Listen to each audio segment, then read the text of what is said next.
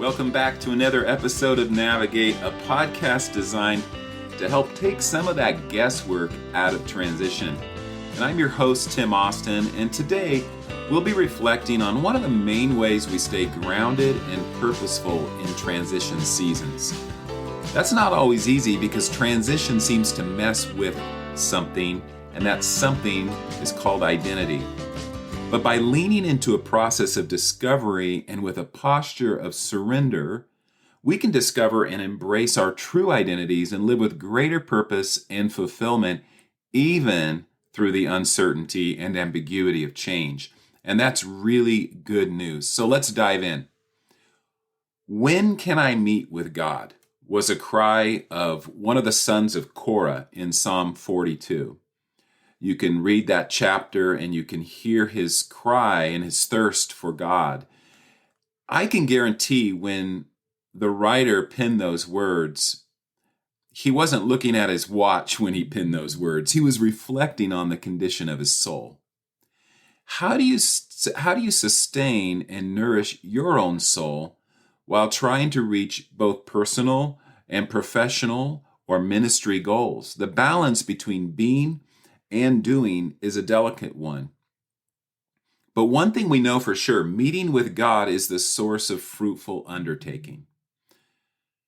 Our life purpose is grounded in relationship, and a healthy identity is rooted in that. However, in transition, we can succumb to what I call identity amnesia. We forget who we are at the core. My personal experience living and working cross-culturally for so many years has highlighted this for me. My early years in Central Asia were heavily focused on tangible results. I thought I was fulfilling my purpose by doing things for God. And my sense of identity was connected mostly to the work that I was doing. My identity somewhat unraveled when I transitioned because the assignment was terminated. Or at least I thought it was. I searched for ways to regain a sense of purpose through other areas of focus, such as coaching, pastoring, even podcasting, writing. Ultimately, I failed, and a perceived loss of identity coupled with a desire to realign with what really mattered, that began to motivate me to pursue more of a with God posture. Something that Skye Jethani talks about in his book called With, which is a good read, by the way. I desperately needed to focus on sustainability and the long game rather than productivity and checking things off the list. I needed rhythms and routines which grounded me in my true identity. Purposeful doing could then flow out of that, and that's the journey I'm still navigating, and probably it will continue to be a journey I navigate. Don't get me wrong, purposeful work is part of our callings, but certainly not the foundation. The bedrock is relationship. Embodied in this cry, going back to Psalms 42, verse 2, my soul thirsts for God, for the living God. When can I go and meet with God? And so my prayer has become, Lord, may I prioritize meeting with you over and above my assignment for you. May what I do flow out of a well of identity and purpose grounded in this relationship. Skye Jethani continues to make his point in using the Apostle Paul as an example. And he says this, the Apostle Paul understood that his calling to be a messenger to the Gentiles was not the same as his treasure to be united with Christ. His communion with Christ rooted and preceded his work for him. One invitation in transition is to partner with God in order to create an environment or an ecosystem, if you will, of sustainability. We resist identity amnesia with routines and rhythms that remind us of who we are. We see God establishing some of these rhythms and routines for the Israelites as they came out of slavery and into their desert wanderings. At least he made every offer and invitation to them to remind them of who they were. We need to refuse to let transition rob us of a grounded sense of self. So we need to tap into new and improved sources. We dig new wells in transition seasons. The Message version of Psalm 42, verses 1-3, is a great launching point for reflection. A white-tailed deer drinks from the creek. I want to drink God, deep draughts of God. I'm thirsty for God alive. I wonder, will I ever make it? Arrive and drink in God's presence? I'm on a diet of tears, tears for breakfast, tears for supper. All day long, people knock at my door, pestering, where is this God of yours?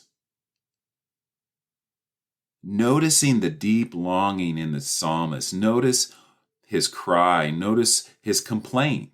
Think of a time when you were extremely parched. How desperate did you feel for a drink?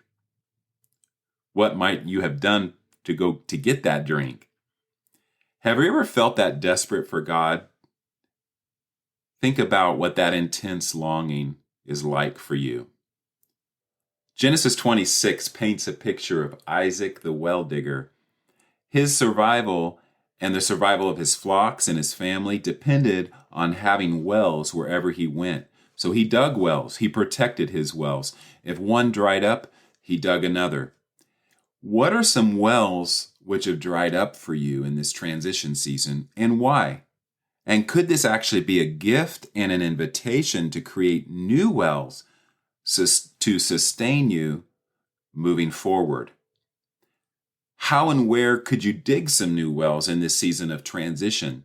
Wells that lend themselves to deeper encounters with God and a grounding in your true identity. Let's face it, transitions have a way of messing with our sense of identity, purpose, and calling. But at the same time, transitions can be a wonderful opportunity to reorient ourselves to what really matters and to begin to engage a process of discovery. It's also a time to engage a process of discernment. It's perfect for setting aside time to discern and discover the new things taking shape in our heads and our hearts, to engage a process of shedding the lies and embracing the truth about ourselves and God. As a helpful tool to gain clarity, you can download my free discernment guide.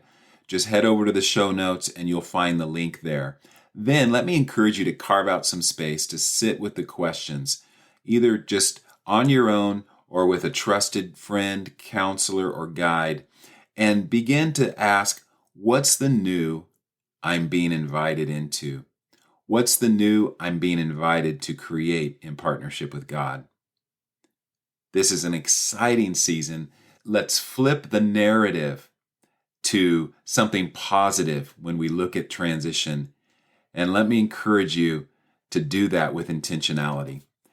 Well, that's all for today's episode of Navigate. Thank you for joining us on this journey of embracing change with fresh eyes of intentionality. If you've enjoyed listening, can I encourage you to take a minute and leave a rating or review on your favorite listening platform? That would really help. And let's have a conversation. Partner with me to discover and create a sustainable process to center life around what truly matters. If you'd like to learn more about the coaching services I offer, head over to EncompassLifeCoaching.com and then book your complimentary discovery call with me. I'll catch you next time.